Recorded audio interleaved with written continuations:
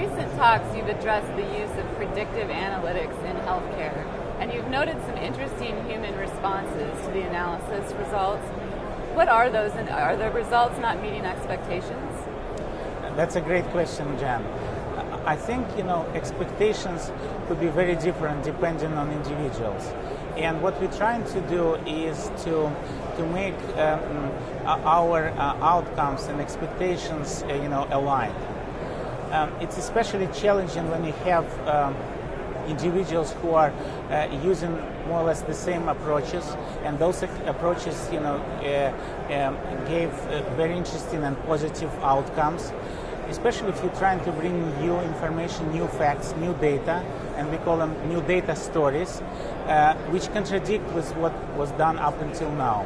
So of course there's major human factor in that.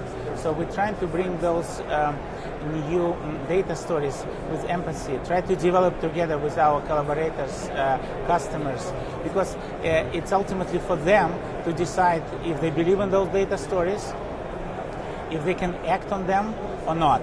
So it's very interesting to see how different people have preconditioned knowledge and how they react on something which contradicts with this knowledge.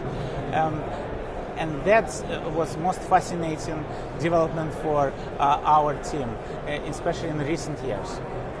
And what considerations would you offer healthcare organizations that would like to incorporate predictive analytics? I think most important is to try to understand your business deeper. So we're not trying to reduce or simplify what people do and how people do things. I think the major important issue for us is to have decisions done a bit different way, better informed decisions. We call it data-driven decisions.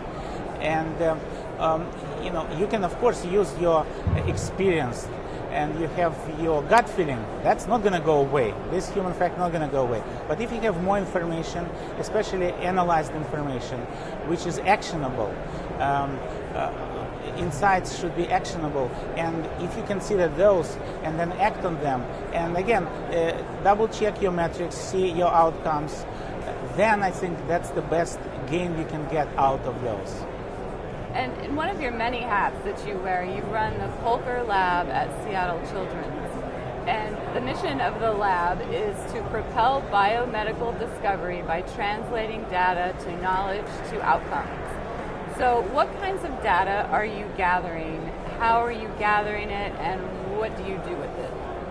So we basically have the same team which does two types of work. One is predictive analytics. We recently started call that part CDO analytics, because my position in Seattle Children's is Chief Data Officer, CDO analytics on healthcare, but also we do biomedical research. There we do a lot of data analysis and integration.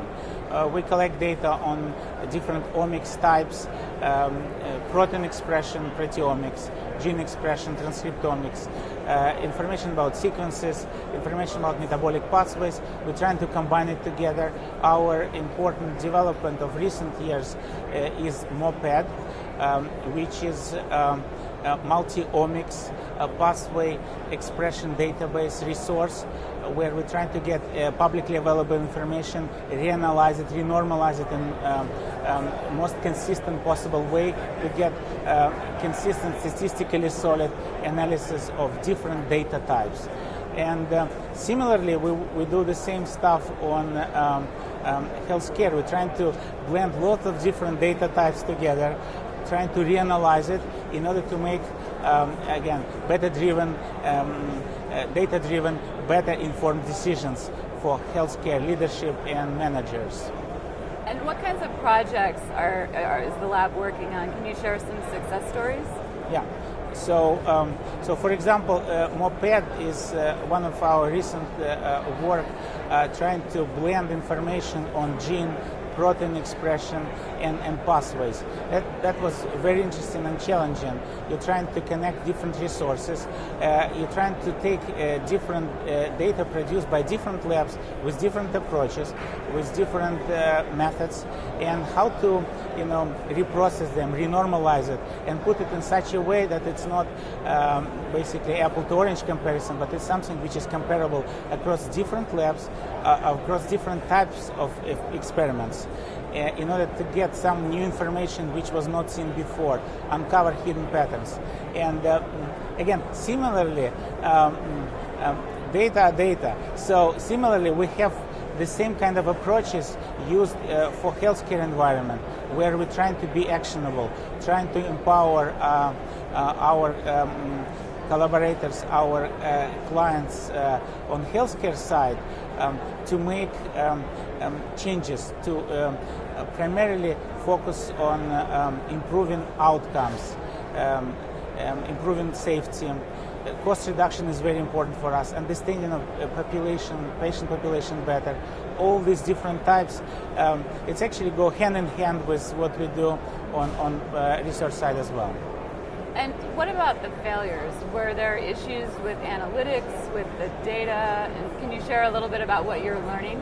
Sure. So yesterday I was giving a presentation about failures and successes in predictive analytics in healthcare. So one of the one of the projects which was very complicated, took a long time, and we consider failure right now was when we made a lot of, we thought, insightful, interesting findings, okay, which we thought are some of them definitely actionable, and majority of those findings were not actioned upon.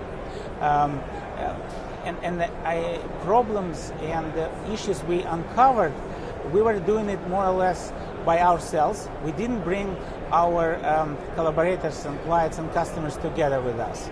So that was major deal. So I'd say that there are three parts of any project, whether you do biomedical research or you do predictive analytics on healthcare.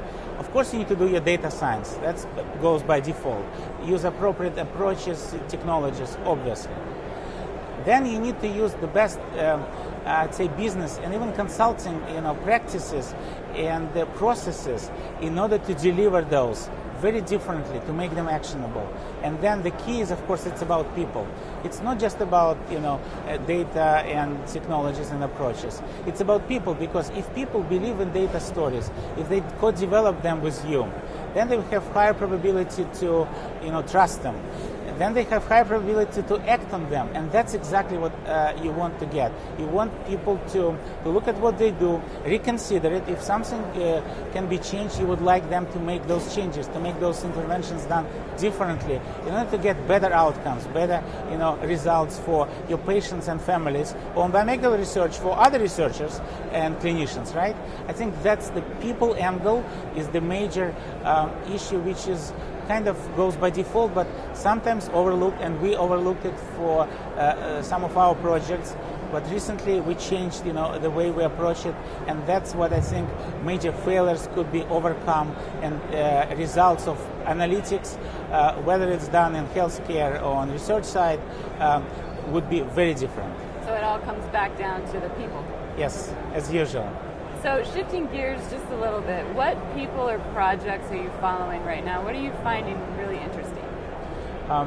I'd say that with regard to biomedical research, there are a lot of fascinating stuff happening on personalized medicine level, and I definitely follow up with visionaries, okay? And we work with those visionaries. We collaborate with them. One of them is Michael Snyder from Stanford, who is doing absolutely fantastic work on, personalizing analysis of himself. Similarly, Larry Smarr from UCSD, famous computer visionary, he's working along the same lines, but kind of different approach, and also he became his own lab rat. It's very interesting to follow those visionaries and work with them. We publish with them, we work with them closely. With regard to, I'd say, industry and analytics on healthcare and in analytics and big data in general. I follow closely Gartner, very closely. A lot of very interesting information. Learning how they talk to leaders in the field, predictions of their trends. Similarly, IBM does a fantastic job along the same line, so I follow them very closely as well. And with regard to what interesting kind of opportunities and challenges we have in healthcare abroad and life sciences, I'd say in the longer run, of course, how to make personalized medicine and healthcare is actionable. How to do that would be strategically very important. In the shorter time period, I think the issue about medical records, information, personal health records, this is still largely unresolved issue, and it should be addressed as soon as possible and as general way as possible. And there would be, I hope, a lot of interesting innovations happening within a short period of time. The personalized medicine space that you mentioned is fascinating. Do you think that's where our healthcare is headed? I think longer run, yes, because we know a lot of examples of drugs not working for majority of population, but working just fine for minorities of populations, right? Smaller parts of them. So ultimately, at some point, we should be at the point where you can tailor your medicine, your prescriptions to specific type of individuals. So imagine if doctors would be, empowered when they talk to you to basically profile people like you, and with symptoms and diagnosis as yours, and they have it on their fingertips. What they're going to do and what they're going to suggest for you to do will be very, very different than what they're doing right now. Okay. So it would be really tailored towards you, because previous experience and outcomes would tell that this is working for people like you, and this is not. So it would not be general one, but it would be very specific, tailored to specific individuals. And with a lot of technologies and Internet of Things, we're going to have more and more information about us. So longer run, I think it's getting there. Shorter time, we need to think how our current business model of fee-for-service going to be morphed into something more focused on individuals, on outcomes, on safety, on cost reduction, and better access. Triple aim is still there, so we need to address it much more comprehensively. And I think shorter terms, that would be focus of healthcare. Longer term would be individualized health. That's going to be a fascinating space to watch. Thank you very much for talking with me today. Thank you very much.